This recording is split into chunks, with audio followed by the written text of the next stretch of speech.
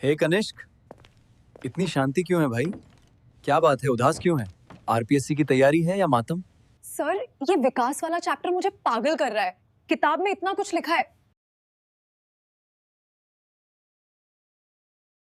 सिद्धांत, नियम, परिभाषाएं समझ नहीं आ रहा क्या पढूं और क्या छोड़ूं। और ये समग्र विकास मतलब ये होलिस्टिक डेवलपमेंट क्या बला है? सर, मैंने आरपीएससी सेकंड ग्रेड का सिलेबस देखा। इसमें एक जगह लिखा है development of learner, physical, emotional and social development, और दूसरी जगह लिखा है होलिस्टिक डेवलपमेंट ऑफ लर्नर।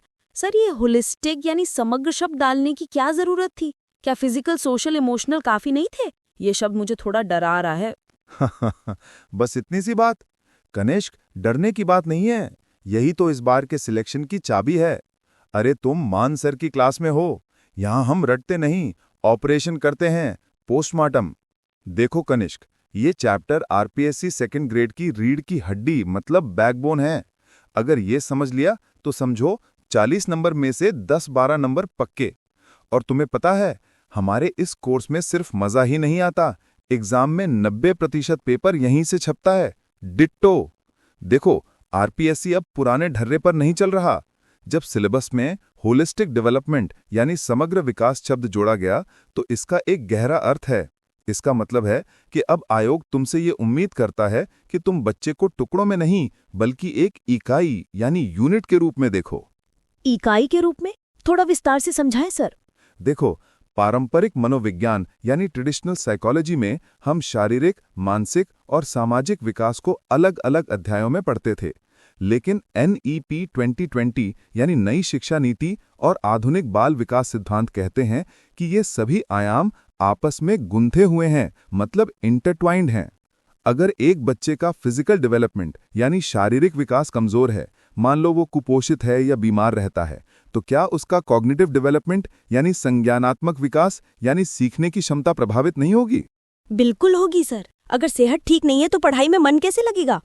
और अगर पढ़ाई में पीछे रह गया तो क्लास में दोस्तों के बीच उसका आत्मविश्वास गिरेगा, जिससे उसका सामाजिक विकास और संवेगात्मक विकास बाधित होगा। इसे ही कहते हैं होलिस्टिक पर्सपेक्टिव। सिलेबस में इस शब्द का होना ये संकेत है कि अब प्रश्न इंटीग्रेटेड यानी एकीकृत आएंगे। तुम्हें पता है, आरपीएससी सेकंड ग्रेड के सिलेबस में साफ तौर पर लिखा है holistic development of learner, concept and principles of development, cognitive, social, moral, emotional, linguistic and physical development. इसका मतलब हमें न केवल इन सभी डोमेन्स को पढ़ना है बल्कि इनके इंटर रिलेशनशिप यानी अंतर संबंध को भी समझना है। अब समझ आया। मतलब मुझे ये नहीं रटना कि पियाजे ने क्या कहा, बल्कि ये समझना है कि पियाजे का सिद्धांत कक्षा में बच्चे के सामाजिक व्यवहार को कैसे प्रभावित करता है। बिल्कुल सही। और यही कारण है कि हमें मान एजुकेशन टेलीग्राम चैनल पर जो पोल्स डालते हैं उनमें हम ऐसे ही एप्लीकेशन बेस्ड प्रश्न पूछते हैं। रटने वाले बच्चे वहां फंस जाते हैं, लेकिन समझने वाले बाजी मार ले जाते हैं। चलो, अब इस विकास की अवधारणा का पोस्टमार्टम करते हैं। अब देखो, विकास की अवधारणा और समग्र का जादू यानी कॉन्सेप्ट ऑफ होलिस्टिक डेवलपमेंट। सबसे पहले इस शब्द को पकड़ो, होलिस्टिक डेवलपमेंट यानी समग्र विकास। कनिष्क, पुराने जमाने में मास्टर जी सिर्फ डंडा मारकर पहाड़े याद कराते थे, वो था सिर्फ मानसिक विकास। लेकिन आज का एग्जामिनर और NEP 2020 कहता है बच्चा रोबोट नहीं है। समग्र विकास का मतलब ऑलराउंडर बनना? बिल्कुल, जैसे क्रिकेट में होता है ना, बॉलिंग, बैटिंग और फील्डिंग सब आना चाहिए।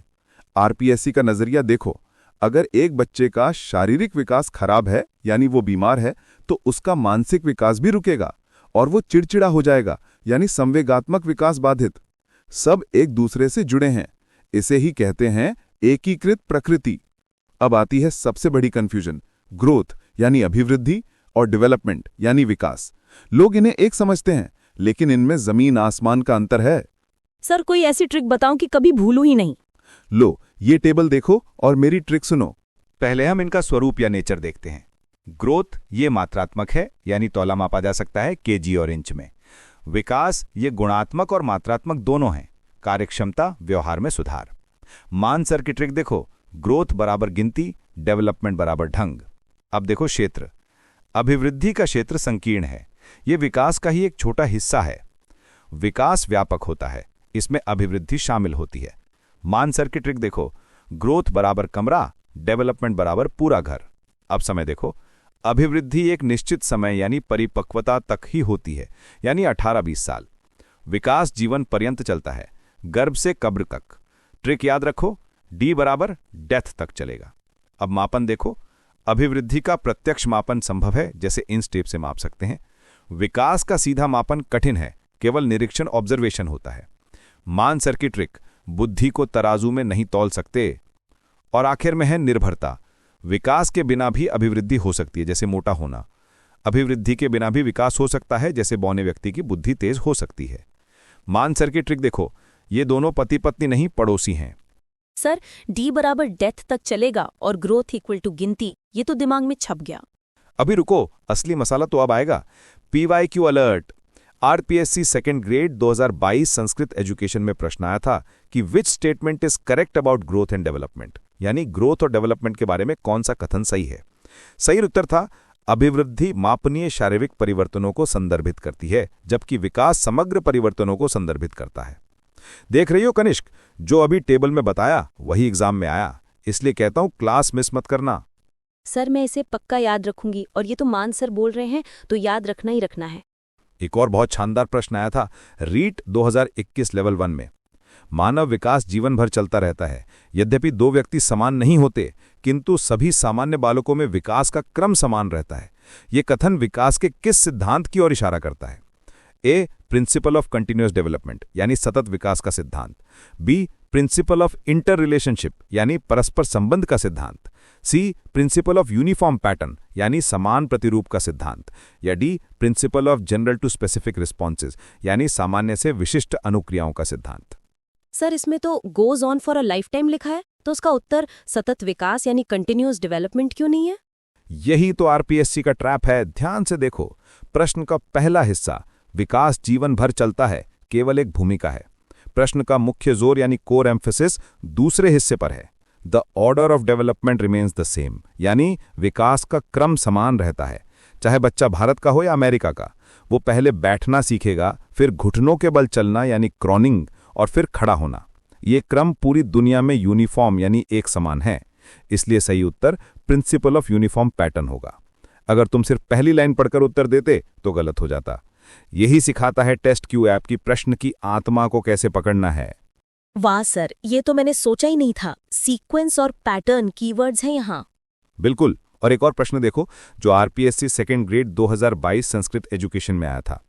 निम्नलिखित में से कौन सा कथन अभिवृद्धि और विकास के बीच के अंतर का सटीक वर्णन करता है?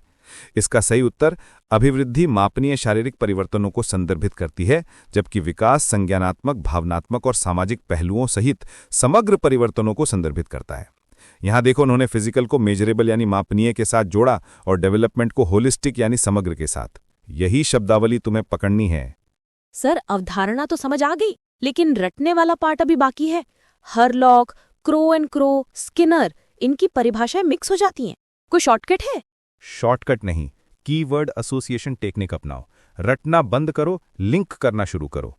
मैं तुम्हें वो परिभाषाएं बताता हूं जो RPSC बार बार पूछता है और उनके स्पेसिफिक इंग्लिश कीवर्ड्स जो तुम्हें पेपर में ढूंढने हैं। मान सर, इसी का तो इंतजार था। पहली है एलिजाबेथ हरलॉक। हरलॉक मैडम का विकास मनोविज्ञान में बहुत बड़ा नाम है। उनकी परिभाषा में दो मुख्य बातें हैं। प्रोग्रेसिव सीरीज यानी प्रगतिशील श्रृंखला, विकास पीछे नहीं जाता, आगे बढ़ता है। ऑर्डरली प्रेडिक्टेबल पैटर्न यानी व्यवस्थित भविष्यवाणी योग्य पैटर्न, विकास रैंडम नहीं होता। न्यू कैरेक्टरिस्टिक्स यानी नवीन विशेषताएं, परिभाषा है development means a progressive series of changes that occur in an orderly predictable pattern as a result of maturation and experience. यानी विकास का अर्थ है परिवर्तनों की एक प्रगतिशील श्रृंखला जो परिपक्वता और अनुभव के परिणाम स्वरूप एक व्यवस्थित भविष्यवाणी योग्य पैटर्न में होती है। मान सर की ट्रिक, लॉक खुलने पर क्या निकलता है? न्यू यानी नई चीजें। कीवर्ड पकड़ो, नवीन विशेषताएं यानी न्यू कैरेक्टरिस्टिक्स यानी हर लॉक। PYQ, ये प्रश्न RPSC और UPTET 2017 में डिट्टो पूछा गया था। मान सर, एकदम छप गया दिमाग में। अभी देखो, क्रो एंड क्रो, परिभाषा अभिवृद्धि संरचनात्मक और शारीरिक परिवर्तनों को संदर्भित करती है। Growth refers to structural and physiological changes. अब मान सर की ट्रिक देखो, कौवा कहाँ बैठता है? स्ट्रक्चर यानी ढांचे पर। जहां शब्द दिखे स्ट्रक्चरल यानी संरचनात्मक, वहां आंसर होगा crow and crow.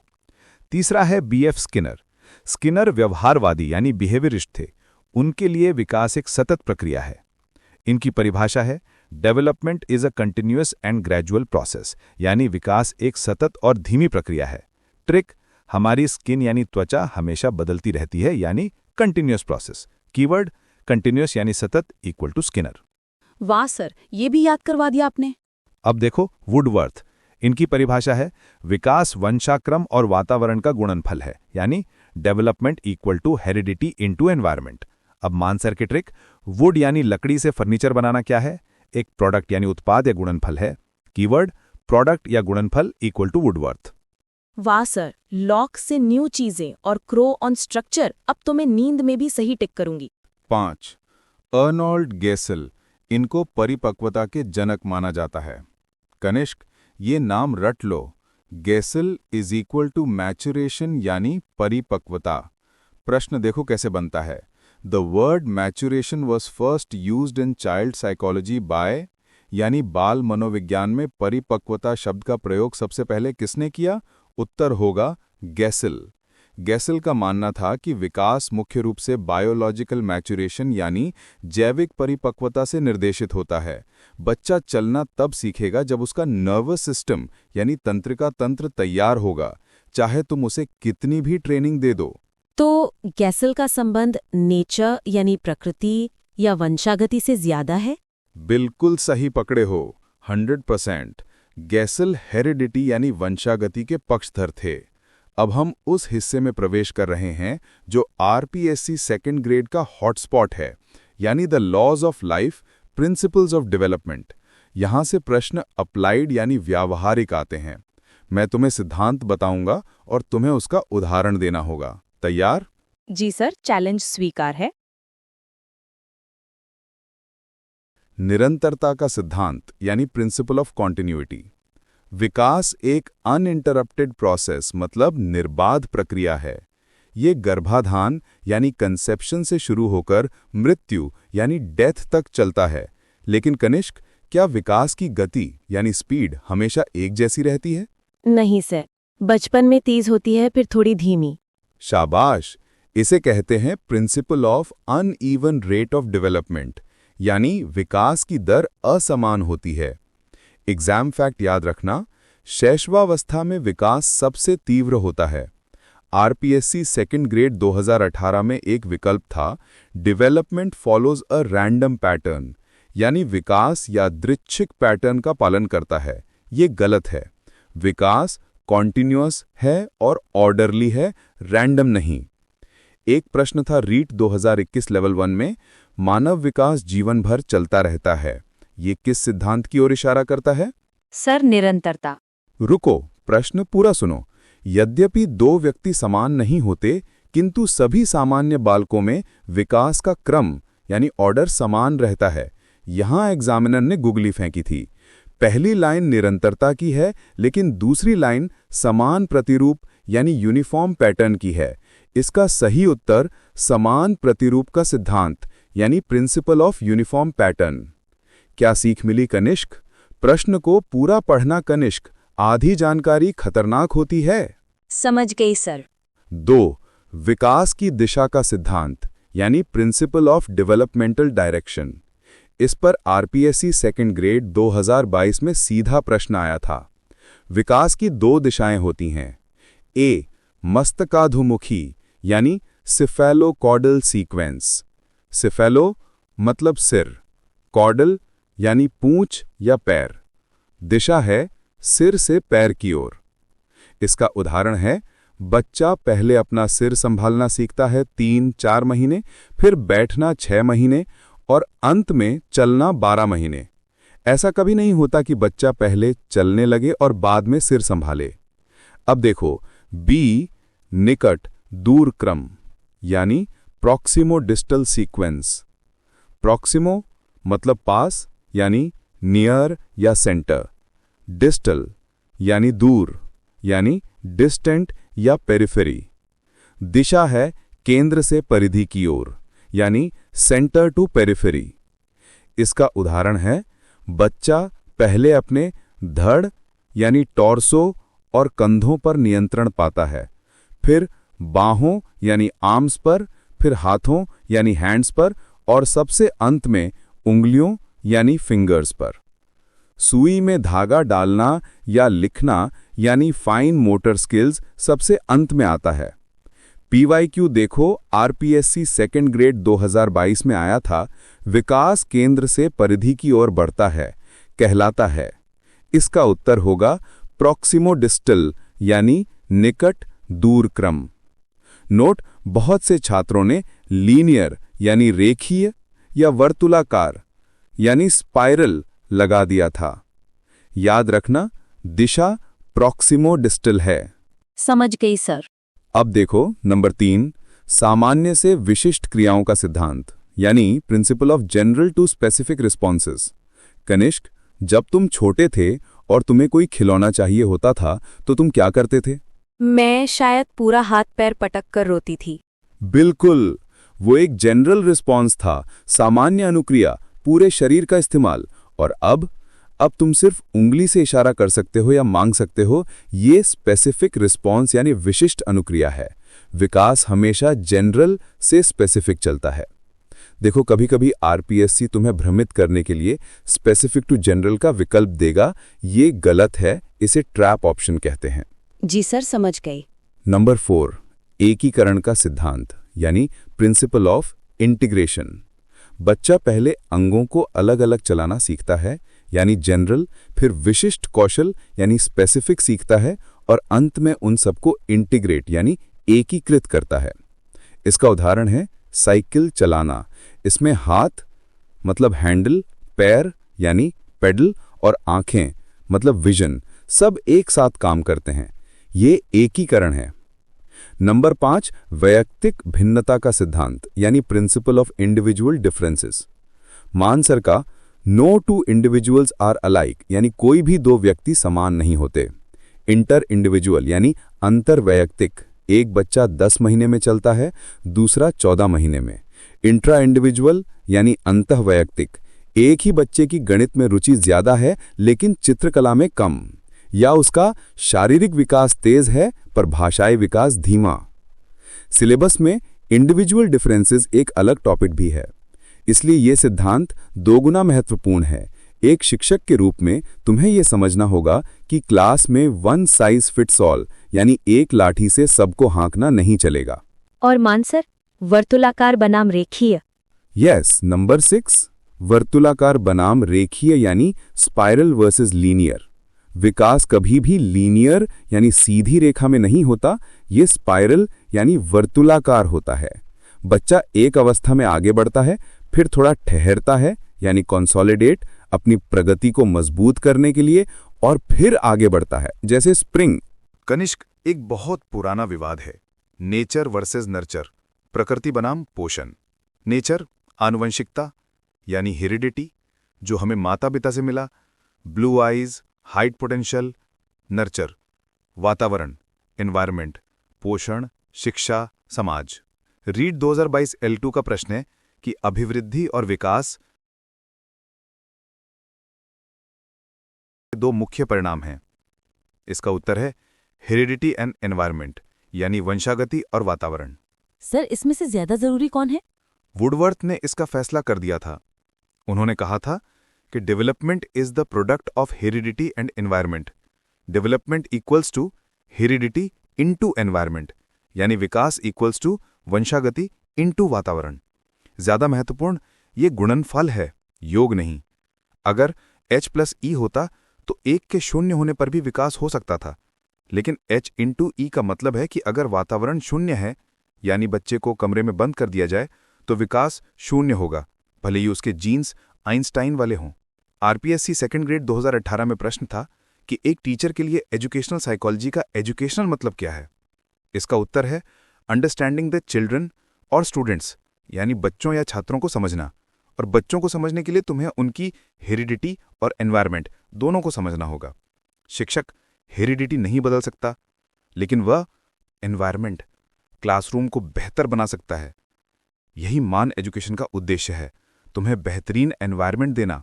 Ji syllabus में होलिस्टिक डेवलपमेंट लिखने का असली मकसद अब खुलेगा।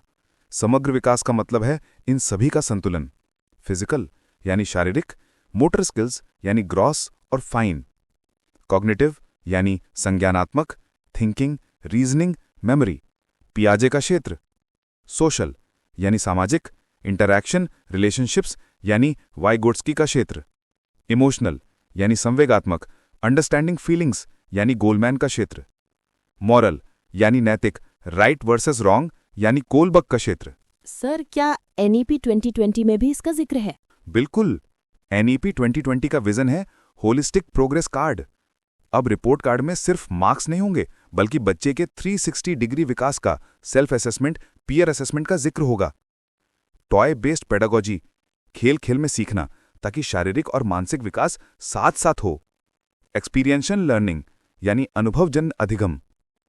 RPSC एग्जाम स्ट्रेटजी, अगर प्रश्न में NEP 2020 के अनुसार विकास का लक्ष्य पूछा जाए तो उत्तर में होलिस्टिक और मल्टी डिसिप्लिनरी यानी समग्र और बहुविषयी शब्दों को ढूंढना।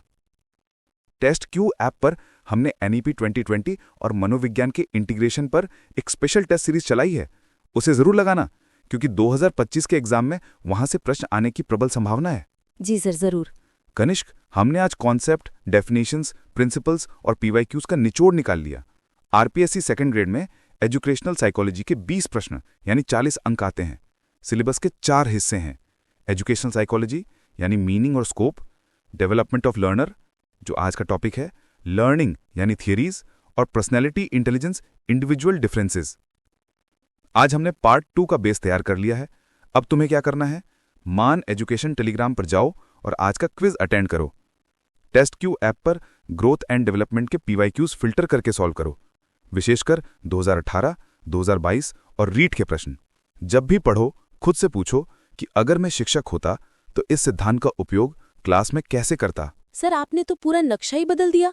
Thank you so much. अभी धन्यवाद मत दो, अभी तो पियाजे और वाइगोट्स्की का पहाड़ चढ़ना बाकी है, वो अगली क्लास में। अभी के लिए ये 1 लाइनर क्विज लो और चेक करो कि कितना याद रहा।